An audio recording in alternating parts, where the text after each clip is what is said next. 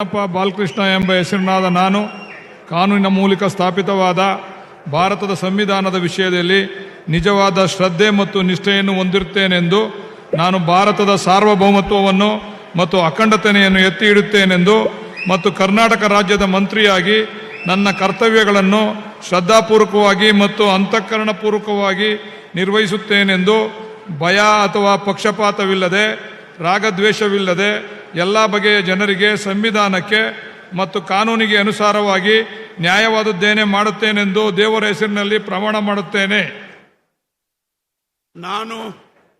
ಹುಲಿಕಟ್ಟೆ ಚೆನ್ನಪ್ಪ ಬಾಲಕೃಷ್ಣ ಎಂಬ ಹೆಸರಿನಾದ ನಾನು ಕರ್ನಾಟಕ ರಾಜ್ಯದ ಮಂತ್ರಿಯಾಗಿ ನನ್ನ ಪರ್ಯಾಲೋಚನೆಗೆ ತರಲಾಗುವ ಅಥವಾ ನನಗೆ ತಿಳಿದು ಬರುವ ಯಾವುದೇ ವಿಷಯವನ್ನು ರಾಜ್ಯದ ಮಂತ್ರಿಯಾಗಿ ನನ್ನ ಕರ್ತವ್ಯಗಳ ಯುಕ್ತ ನಿರ್ವಹಣೆಗೆ ಅಗತ್ಯವಾಗಬಹುದಾದ ಸಂದರ್ಭದಲ್ಲದೆ ಅನ್ಯಥಾ ಯಾರೇ ವ್ಯಕ್ತಿಗೆ ಅಥವಾ ವ್ಯಕ್ತಿಗಳಿಗೆ